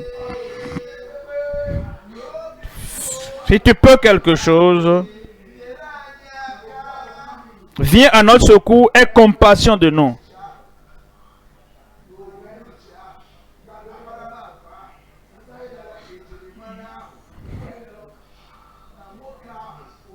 Chaque fois cet enfant a souffert, voulait le tuer en le jetant dans le feu. J'ai parfois de découragement. Oh, j'ai une vie vraiment foulée aux pieds. J'ai le syndrome d'impossibilité dans ma vie. Dans mes soliloques, je me parle à moi-même. Impossible. Impossible. Tu ne peux pas avancer. Si l'opportunité, laisse l'opportunité à ceux qui peuvent le faire. À tout moment, cela m'a jeté dans le découragement. Si tu peux faire quelque chose, Seigneur, viens à mon secours. Ton secours est venu. Verset 23. Mais Jésus lui dit, si tu peux croire. Est-ce que ce n'est pas simple? Il n'a pas dit, si tu peux aller au Jourdain, si tu peux aller à Jérusalem. Il n'a pas dit, si tu peux gravir la montagne, si tu peux te cacher dans la vallée, si tu peux avoir assez d'argent pour acheter ceci, si tu peux... c'est un guerrier de prière qui te soutienne et qui t'aide. Il n'a pas dit cela. Il a dit, si tu peux croire. Tu ne crois pas en toi-même, tu crois en lui, celui qui peut tout faire. Tu crois au Dieu du ciel qui a créé tout l'univers. Tu crois au Dieu de toute impossibilité. Et il dit aujourd'hui, et non demain, pas la semaine passée, le mois, pas le mois prochain. Si tu continues à croire, si tu peux seulement croire, tout est possible à celui. À lui, à une personne, à celui, toi, elle, à toi, à celle. Le Seigneur rendra tout chose possible dans ta vie, dans ta famille, dans ton ministère, dans ta profession, au nom de Jésus. Si je savais que tout projet que je commence, je peux l'achever Qu'est-ce que je vais commencer aujourd'hui? Si toi tu savais que tout voyage que tu vas entreprendre pour aller prêcher l'évangile, si tu savais l'argent que tu as, les choses matérielles, les ressources dont tu as besoin, si tu savais que tu ne peux pas échouer, que tout te sera donné, quel voyage allais-tu entreprendre aujourd'hui? Si tu savais que tout pécheur à qui tu parles, que ce pécheur ne va pas dire non, ce pécheur ne va pas dire j'attendais quelqu'un comme toi. Pourquoi n'es-tu pas venu avant? Si tu sais que tout ce que tu adresses la parole de Dieu, cette parole va pénétrer leur cœur. Que feras-tu? À qui parleras-tu aujourd'hui? Si tu savais que l'échec est annulé de ta vie, si tu savais que la chaleur est annulée de ta vie, si tu savais que tout ce sur quoi tu placeras ta pensée, il n'y aura pas d'impossibilité, que la possibilité est venue, que feras-tu aujourd'hui? Que planifieras-tu aujourd'hui? Si tu savais que toutes les ressources sont disponibles et que si tu peux seulement croire, tout est possible à toi. Parce que tu crois, comme nous prions maintenant, que vas-tu demander à Dieu? Tu sais que tout est maintenant possible aux croyants. Avec celui qui croit à toutes les promesses de Dieu, que vas-tu demander? Comment vas-tu prier? Tu vas oublier tous ceux qui sont autour de toi. Et tu viendras au Seigneur, tu vas demander et cela te sera donné. Tu vas chercher et tu trouveras. Et tu vas frapper, frapper, frapper. Et la porte sera grandement ouverte. L'église a besoin d'un autre Moody. L'église a besoin d'un autre John Wesley.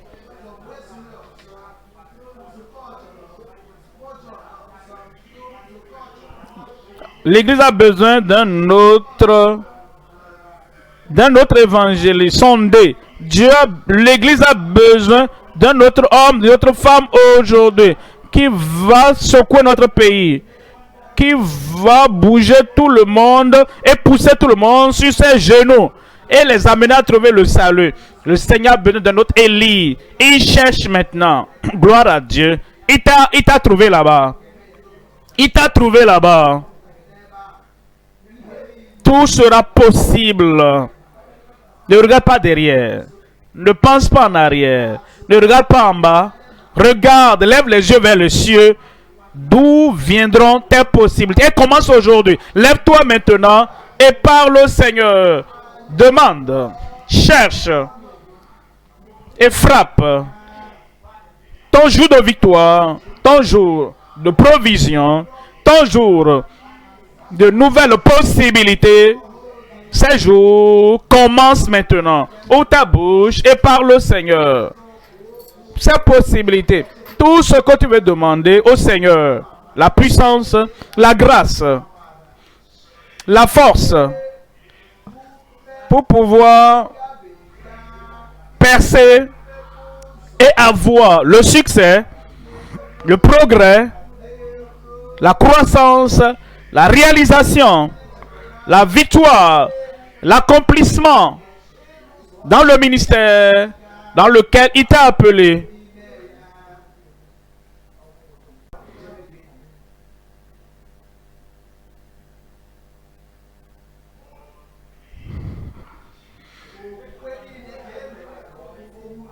Toute grâce activée, toute puissance pourvue pour toi.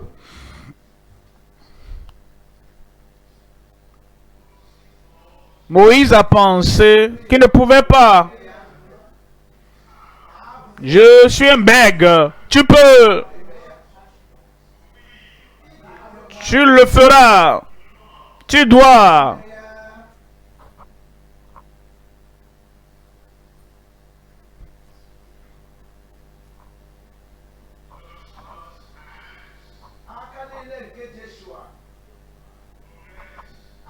Progresser. La victoire a été érodée quand les mains de Moïse baissaient. Moïse n'est même plus disponible. Moïse était sur le champ.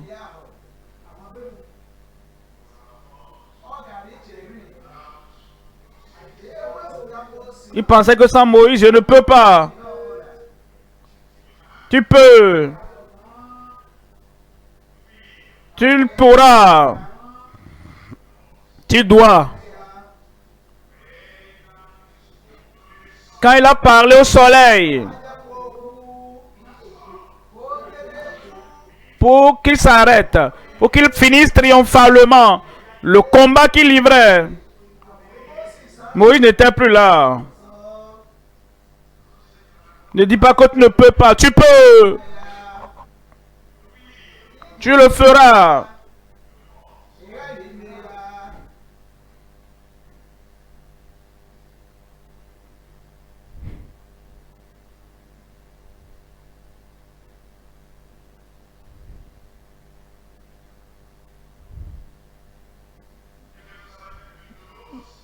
À Jérusalem, je choisis Philippe. Parmi ceux qui distribuaient la nourriture.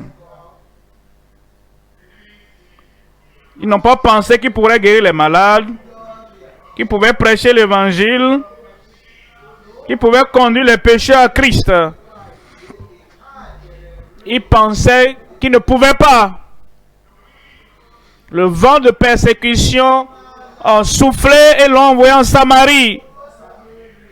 En Samarie, prêche Christ.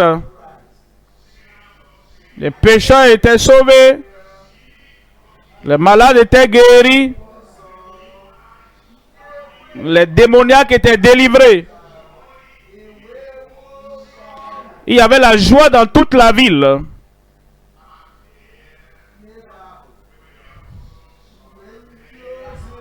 Quand les apôtres étaient avec eux, Philippe, et les autres pensaient qu'ils ne pouvaient pas. Philippe est en Samarie. Et les apôtres n'étaient pas là. Et ils pensaient qu'ils ne peuvent pas faire ce qu'ils pouvaient. Tu peux.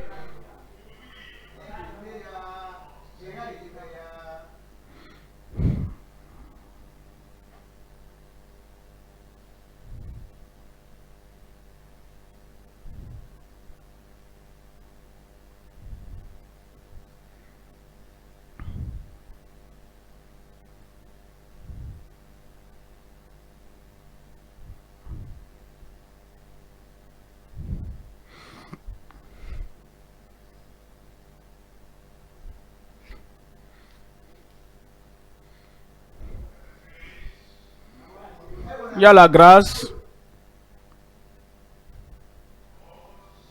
La grâce suffisante.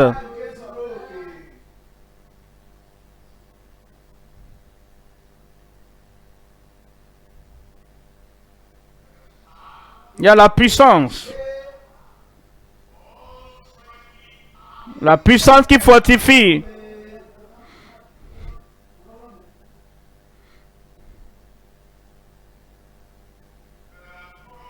Il y a des promesses. De toutes les possibilités. Toutes les promesses garanties. Pour toi. Aujourd'hui. Demain. Désormais. Cette année.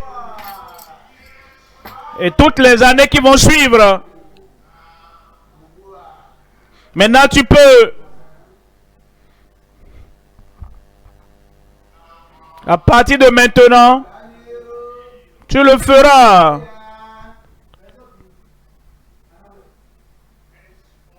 Désormais, tu dois désormais.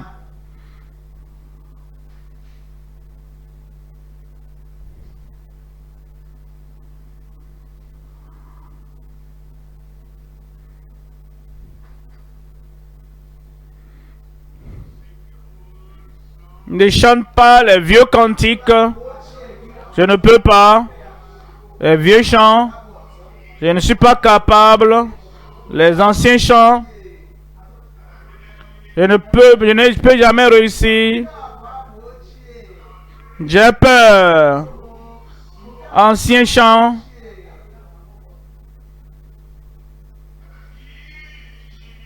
Je me sens intimidé.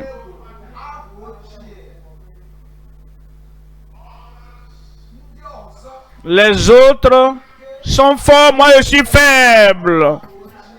Les anciens chants, ne les chante plus. Ces anciens cantiques, ne les chante pas. Mes amis sont plus puissants que moi. Les anciens chants.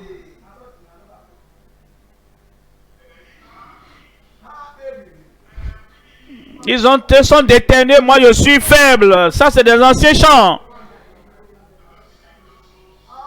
Ne chante pas ces anciens chants. Je ne peux pas. Je n'ai jamais été fort. Je n'ai jamais rien réalisé. C'est trop tard. Je suis trop vieux. Je n'ai pas d'expérience. Ça, c'est des anciens chants. Ne les fredonne plus.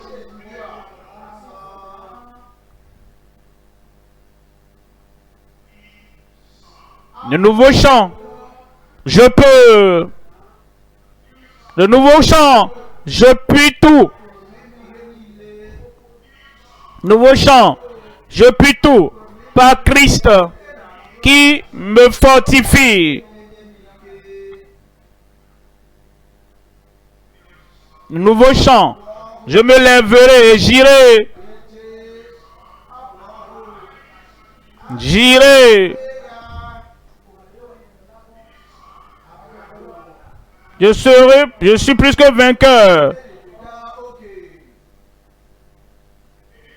Un nouveau chant. Je suis celui qui dit que je suis.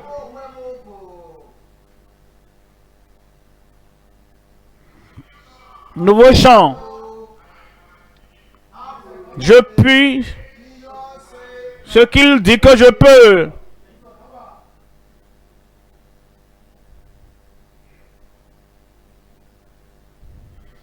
Un nouveau chant.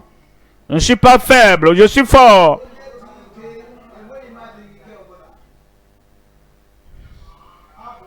Un autre chant. Je ne suis pas malade, je suis en bonne santé.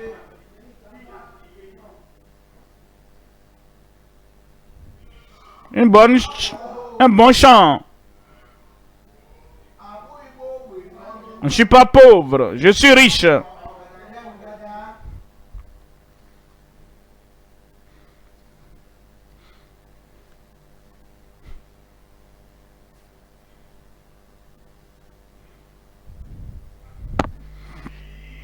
Croire. Tout est possible à celui qui croit. Croire. Ta foi t'a guéri. Croire.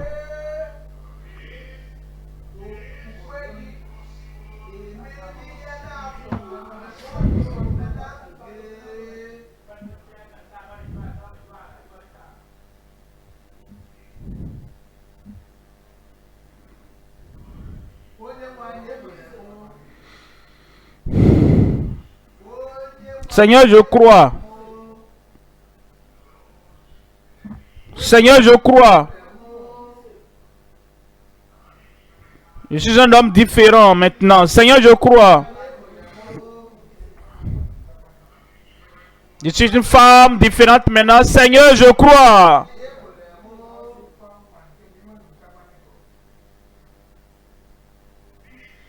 La victoire est venue. Le triomphe est venu. Toutes mes pétitions sont exaucées. Seigneur, je crois.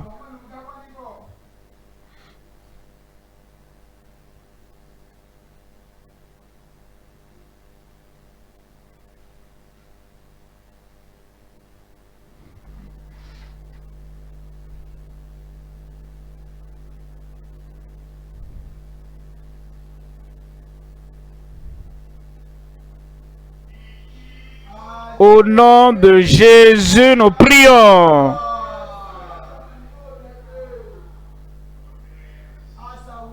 Ta prière a été exaucée.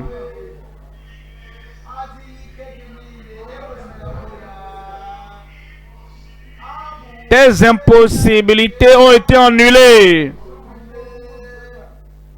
Est-ce que tu crois? Seigneur, je crois. Dis-le. Dis-le du plus profond de ton cœur. Lève cette main. Croyant. Un ministre qui croit.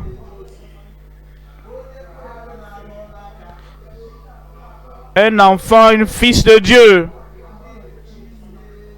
Il y aura une différence dans ta vie à partir d'aujourd'hui. Samson était né avec la puissance.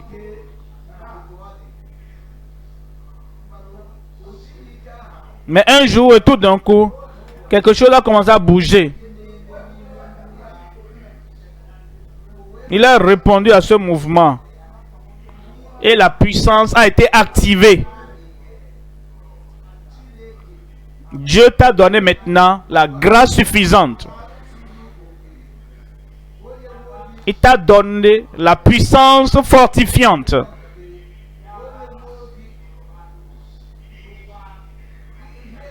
Et des possibilités dans tous les domaines de ta vie. L'Esprit va te pousser à agir, à prêcher, à prier pour les malades, à chasser les démons. Lorsque cette pensée, cet esprit, cette nouveauté vient dans ta vie, ne dis pas, je n'ai jamais fait ça avant. Aujourd'hui, la puissance sera activée dans ta vie.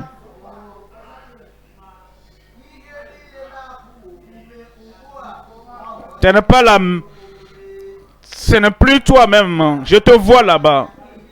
L'impossible est devenu possible. Mes chers ministres, je vous regarde là-bas. L'impossible est devenu possible. Sur ta tête, une nouvelle onction. Une nouvelle possibilité. Une nouvelle gloire, une nouvelle grâce dans ta vie au nom de Jésus. Lève cette main, Père. J'amène tout Élie devant toi. Pour que l'onction, la puissance, le manteau d'Élie viennent sur chaque Élysée au nom de Jésus.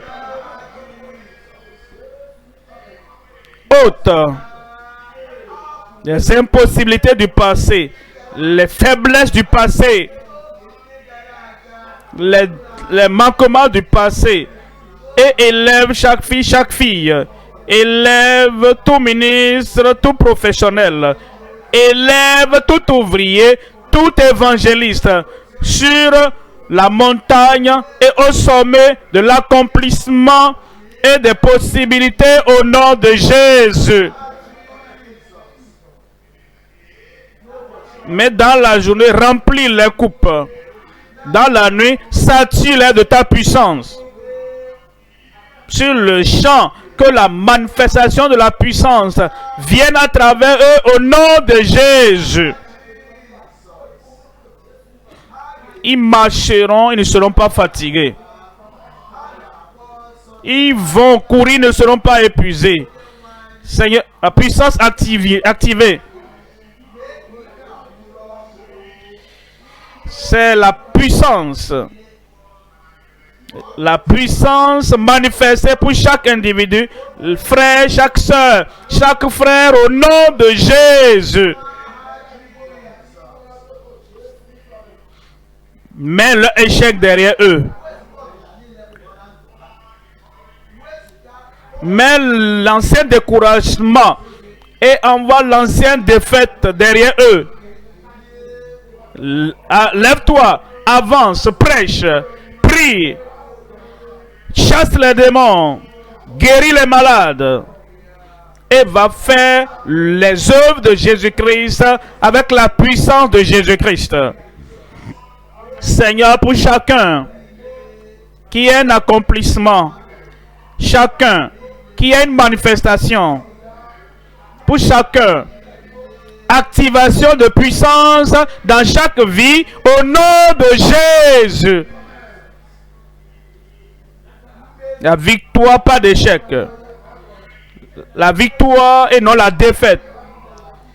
En haut, pas jamais, plus jamais en bas. Mes frères, pour ma soeur, tu peux, tu le feras.